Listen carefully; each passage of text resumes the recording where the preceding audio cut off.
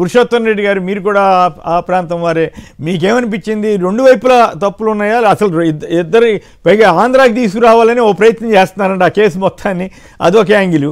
ఒకవైపు ఒక హత్య చేయటం ఘోరం నేరం, రెండో వైపు హత్యకు దారి తీసిన పరిస్థితులు, ఆ డ్రైవర్ని తెలుగుదేశం వాళ్ళు వాడుకుని ఇట్లాంటి దిక్మాలని వీడియోలు తీయించడం, సెల్ ఫోన్లో రికార్డ్ చేయించడం, ఇంత నీచంగా తెలుగుదేశం పార్టీ నాయకులు వ్యవహరిస్తే మరి చంద్రబాబు గారు లోకేష్ గారు రోజు నీతులు చెప్పేవాళ్ళు ఎందుకు ప్రస్తావించట్లేదు? మాట్లాడాలి కదా, వాళ్ళని ఖండించాలి కదా, ఎమ్మెల్యే నిజంగా బాధ్యుడా కాదనేది వాళ్ళు చెప్పాలి కదా. కాకపోతే మనం ఎవరూ సమర్థించం. ఒకవేళ అది ఆ ఎమ్మెల్యే చేసిన వాళ్ళ ఆరోపణ కరెక్ట్ అయితే వాళ్ళ మీద చర్య తీసుకోవాలి కదా. కేసులు ఉంటాయా ఉండవా ఇటువంటి వాటన్నిటి మీద? కొమ్మినేని గారు, బేసిక్గా ఈ ఘటన బహుశా తమిళనాడులో జరగకుండా ఉంటే ఇట్లాంటి బయటికి కూడా వచ్చి ఉండేదే లేదనేది ఒక అనుమానం. అంతేనా? కానీ ఇప్పుడు దీన్ని బట్టి పోలీసులు నిష్పక్షపాతంగా వ్యవహరించట్లేదు అనేది అర్థం అవుతుంది.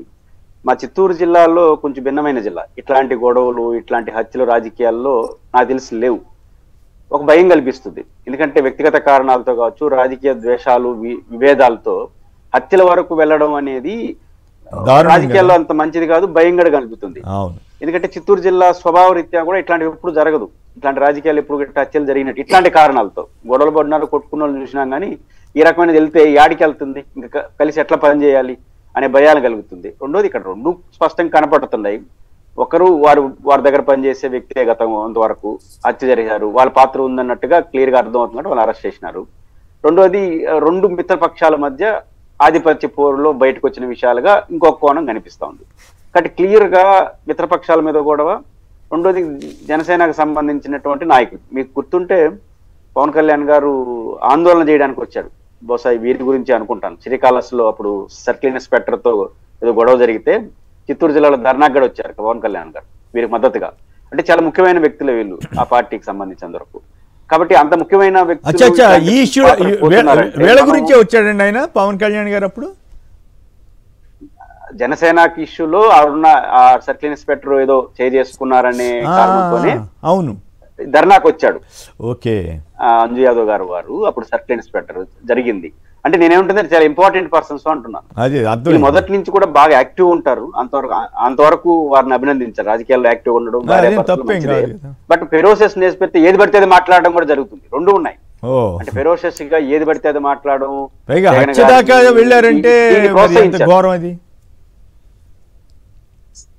మీరంటుందంటే ఇట్లా మనకు ఆ రోజుకు ఉపయోగపడతారు, మన జగన్ గారు తిడతారు, వాళ్ళని తిడతారని ఎంకరేజ్ చేయడం మొదలెడితే ఏడు వరకు దారి తీస్తాయి అనేది ఇట్లా గట్ల కనిపిస్తాయి. మనం ఎప్పుడు కూడా ఎట్లా పడితే రాజకీయాల్లో తన ప్రత్యర్థిని తిట్టడానికి ఉపయోగపడతారని ఎంకరేజ్ చేస్తే దాని పరిణామాలు ఇట్లే దారి తీస్తాయి చివరి వరకు. కాబట్టి ప్రత్యర్థిని తిడుతున్నారని రోజులు సంతోషించి చివరికి ఇంట్లోకి వచ్చేసరి సమస్య వస్తుందంటే ఏం పరిష్కరించలేము. అంటే రాజకీయాల్లో హుందాతనాన్ని ప్రోత్సహించాలి. ప్రత్యర్థిని ఎలా పడితే అలా తిడితే ఎంకరేజ్ చేసే పద్ధతి అనుకోకపోతే జనసేనకి ఇట్లాంటి ఘటనలు చాలా జరుగుతాయి. కాబట్టి ఖచ్చితంగా జనసేన సీరియస్ గా తీసుకోవాలి. ప్రభుత్వం ఈ సందర్భంగా నిష్పక్షపాతమైన విచారణ జరగాలి. ఇప్పుడు ఈ ఆంధ్రప్రదేశ్ ప్రభుత్వం నిష్పక్షపాతంగా విచారణ జరగకపోతే కొమ్మినేని గారు తమిళనాడు పోలీసులు ఏం ఊరుకోరు. కేసు రిజిస్టర్ అయిన తమిళనాడులో కాబట్టి ఖచ్చితంగా ఇప్పుడు వారు బహుశా కోర్టుకు వెళ్తూ బహిరంగంగా వాళ్ళు మాట్లాడింది ఎమ్మెల్యే గారిపై డైరెక్ట్ అలిగేషన్ చేసేసినారు. ఖచ్చితంగా రేపు పోలీసులు కూడా చెప్తారు కదా విచారణ సమస్యలకి. తమిళనాడు విచారణ సమస్యలు టేకప్ చేస్తాయి కదా. కాబట్టి విచారణ చేసినప్పుడు వీళ్ళు విచారణకు పోవాల్సిందే. మన ఆంధ్రప్రదేశ్ పోలీసుల్ని ఇక్కడ మన చేతిలో ఉన్నట్టు తమిళనాడు పోలీసులు మన చేతిలో ఉండరు కదా. అది ఖచ్చితంగా దీని సీరియస్ మూల్యాన్ని చెల్లించుకుంటారు. అలా కాకుండా రాష్ట్ర ప్రభుత్వమే చొరవ తీసుకొని దీంట్లో ఎవరు తప్పు చేశారో వాళ్ళపైన కఠినమైన చర్యలు తీసుకుంటే ఇది ఇంకొక ముగింపు. అంటే ఇక్కడ హత్య చేయడం దారుణం, ఘోరం, దాంట్లో అనుమానం లేదు. ఇక దాన్ని ఎవరో మనం ఇంకో రకంగా మాట్లాడుకోం. కానీ ఇంకోవైపున ఒక మహిళకు సంబంధించినటువంటి వీడియోల్ని సెల్ ఫోన్లో తీయించడం, ఇప్పుడు మనం అనేక చూసాం. గొడ్లవల్లేరులో ఏం జరిగిందో చూస్తే దాన్ని కవర్ చేసేసారు. అట్లాగే ఈ జనసేన ఇంకో ఆయన ఎవరో తిరుపతిలో ఒక ఆయన ఎవరో ఇష్టమైనట్టు చేస్తే కూడా ఆయన జోలికి వెళ్ళలేదంట. మరి ఇప్పుడు ఆంధ్రప్రదేశ్లో ఇట్లాంటి వాటికి అసలు ఎక్కడ ఏది ఇటువంటి వాటిని కప్పిపుచ్చే వ్యవహారం జరుగుతుంది కదా. ఇప్పుడు ఒక ఎమ్మెల్యే విషయంలో మరి ఇప్పుడు పాలిమర్ ఛానల్ అంట తమిళనాడు, మన దాంట్లో ఆ వీడియో సన్నివేశాలు కూడా మనం వేస్తున్నాం. ఇప్పుడు ఆ ఛానల్లో వచ్చిన కథనం కానీ చెన్నై పోలీస్ కమిషనర్ కానీ ఇతర పోలీస్ అధికారులు చెప్పిన దాని ప్రకారం ఆ తెలుగుదేశం ఎమ్మెల్యేకి బాధ్యత ఉన్నట్లా లేనట్లా, ఆ ఎమ్మెల్యేకి సంబంధించి ఇక్కడైనా చర్య తీసుకుంటారా తీసుకోరా? మీరు చెప్పింది ఎగ్జాక్ట్గా. అంటే కొంతమంది పేర్లు చెప్తా అంటే ఆ పేర్లు ప్రస్తావించడానికి కొంచెం విసుగ్గా అనిపిస్తుంది అలాంటి వాళ్ళకి. ఇది ఒక ఇబ్బందికర వాతావరణం. పాయింట్ ఏంటంటే ఇప్పుడు వారు ఎమ్మెల్యే గారి పైన డైరెక్ట్ గా అలిగేషన్ చేసినారు. ఇమీడియట్ గా అధికార పార్టీ స్పందించాలి కదా, మేము తీసుకుంటున్నాం వారి పైన చర్య తీసుకుంటాం అని చెప్పొచ్చు, లేదా తప్పనే చెప్పొచ్చు. ఏదో సొంతంగా చేసుకునే సంబంధం లేదు ఆయన అమాయకుడే చెప్పచ్చు. అంటే దీనికి సంబంధం లేదు అని చెప్పాలి, లేదా మేము పరిశీలిస్తామని చెప్పాలి. రెండిట్లో ఏదో డైరెక్షన్ తీసుకోవాలి. మిత్రపక్షాలు కదా మీరు. అలా కాకుండా మౌనం దేనికి సూచిక? రెండోది మీరు చెప్పిన రెండో పాయింట్ చాలా ఆందోళన కలిగించే అంశం ఏంటంటే ఇట్లాంటివి అంతర్గత విషయాలని, వ్యక్తిగత విషయాలని రాజకీయంగా దెబ్బకొట్టుకోవడానికి జరిగిన ప్రయత్నంగా నిజమైతే అది చాలా ప్రమాదకరమైంది. రాజకీయాల్లో ముఖ్యంగా మహిళలు రావడానికి భయపడే పరిస్థితి వచ్చేస్తుంది. ఇది చాలా ప్రమాదకరం. దీన్ని ఖచ్చితంగా సీరియస్ గా తీసుకోవాలి. అంటే రాజకీయాలను ఎదుర్కోవాలి, విమర్శలు ఎదుర్కోవాలి. కానీ ఒక మహిళ పట్ల, ఒక ఎదుగుతున్న మహిళ పట్ల ఈ పద్ధతిలో జరిగి ఉంటే అత్యంత ప్రమాదకరమైంది. రాజకీయాల్లో వాంఛనీయం కాదు, భయం కలుగుతుంది. ఎందుకంటే ఇట్లాంటి ఘటనలు జరిగితే రేపు ఎవరు రాజకీయాల్లో ఉంటారు? అందుకు తెలిసిన వ్యక్తులతో ఇది ఒక రకమైనటువంటి సినిమా పక్కీగా జరిగినట్టు కనిపిస్తుంది ఇంత దారుణంగా. కాబట్టి ఖచ్చితంగా ఈ విషయం ఆవిడ ఇట్లాంటి విషయాలు ఏమి పార్టీ నాయకత్వానికి చెప్పుండరా ఇట్లా జరుగుతుంది నాకు వ్యతిరేకంగాని? ఆమె మొదటి నుంచి దాదాపు తెలుగుదేశం అధికారంలో వచ్చినప్పటి నుంచి మేము మీతో సమానం అని కొట్లాడుతా ఉంది నాకు తెలిసినంత వరకు. అది మాత్రం కాస్త అంత తెలివైనతనం కాదేమో. పవన్ కళ్యాణ్ గారే మీరే గొప్ప, మీరే 15 ఏళ్ళు ముఖ్యమంత్రి, మీరు ఎట్లా అంటే అట్లా అంటే పాపం ఆవిడ మేము సమానం అంటే అట్లా కుదురుద్ది? వాళ్ళు పవన్ కళ్యాణ్ గారిని సరిగ్గా అర్థం చేసుకోలేదు. మనం ఏం చేస్తాం?